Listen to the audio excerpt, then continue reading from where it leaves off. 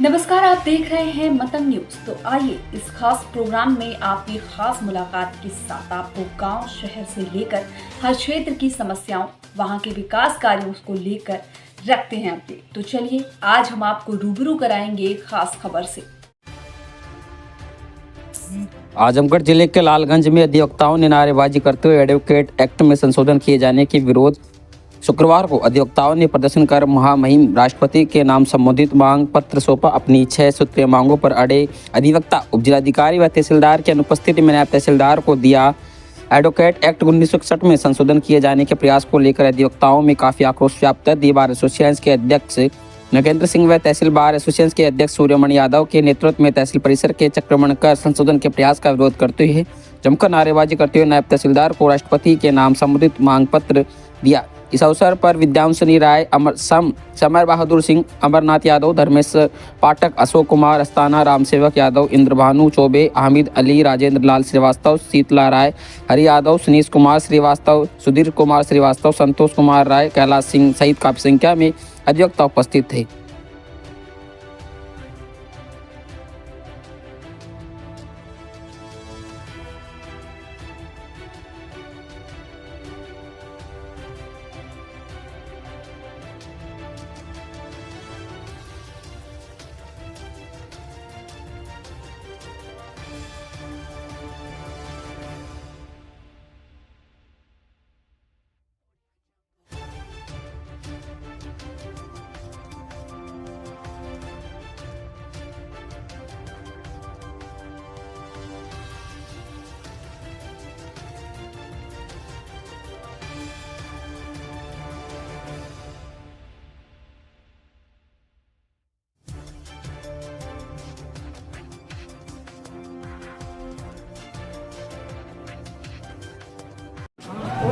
लालगंज तहसील bar association की तरफ से आज धरना प्रदर्शन दे करके उस काले कानून का विरोध हम लोग कर रहे हैं कि पार्लियामेंट में बहुत पहले माननीय अटल बिहारी वाजपेयी के ज़माने में एक ऑर्डिनेंस पास हुआ था जिस पर पूरे देश के अधिवक्ताओं ने, बार काउंसिल ऑफ इंडिया ने, बार काउंसिल ऑफ यूपी हो, पटना हो, कर्नाटक हो, केरल हो, पूरे देश के अधिवक्ताओं ने मुखालफत किया था और उन्हें वह कानून वापस लेना पड़ा था।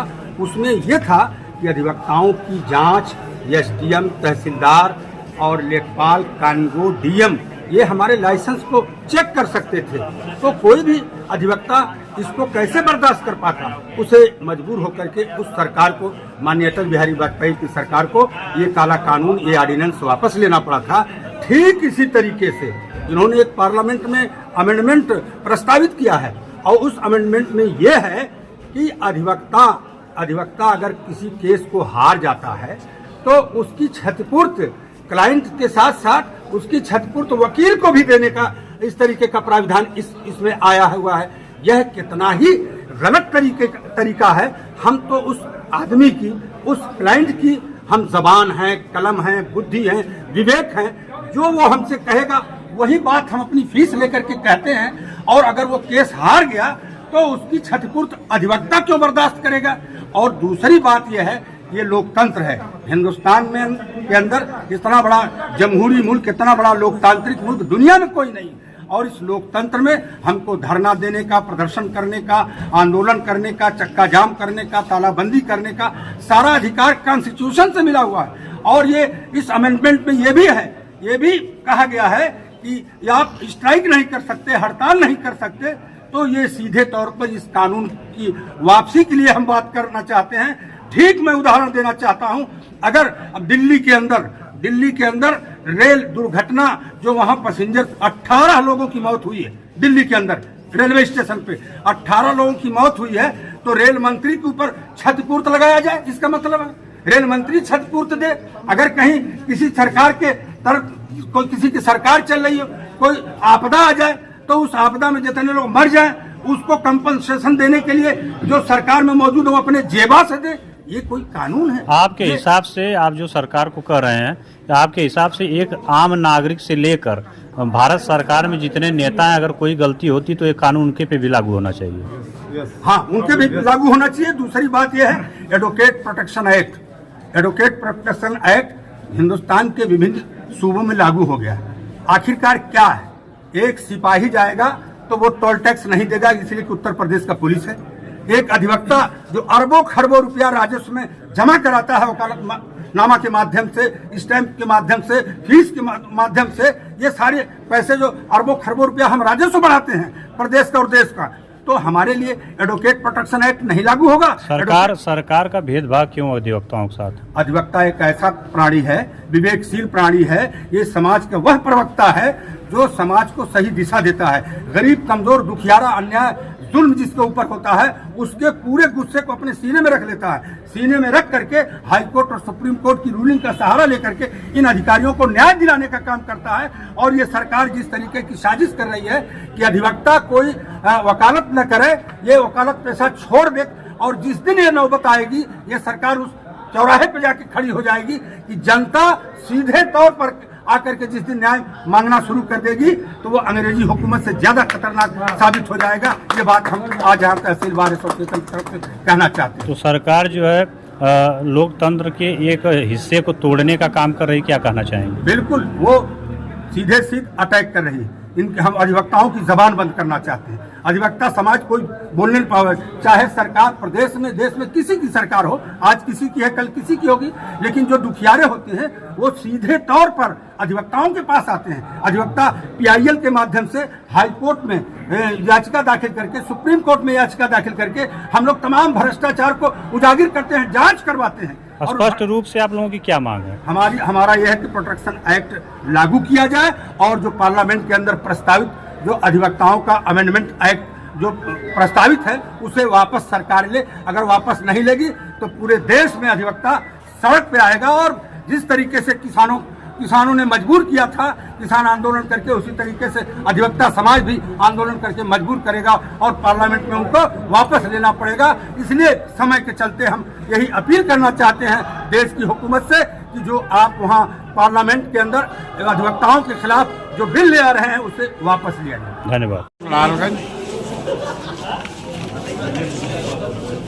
जो काला कानून केंद्रीय सरकार द्वारा अधिवक्ताओं के हित को बाधित करने के लिए हमारे एडवोकेट एक्ट 1961 में के प्रावधानों को जो है समाप्त करने का प्रयास किया जा रहा है और हमारे बार काउंसिल को जो है पंगु बनाने का कार्य किया जा रहा है।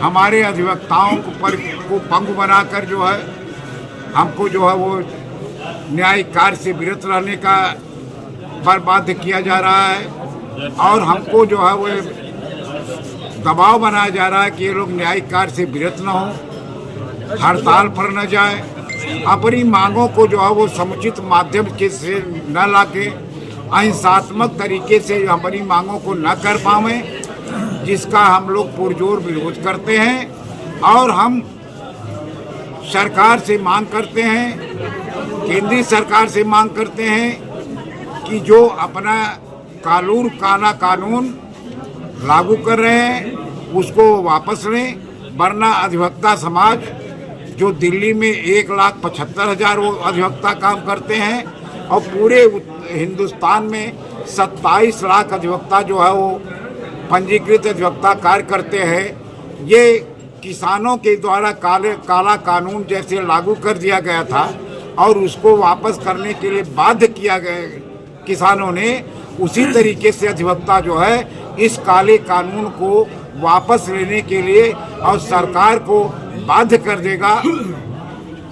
तो आपका जो विरोध चल रहा है देश लेवल पे, तो क्या आपके यूनियन से सरकार सहमत होगी?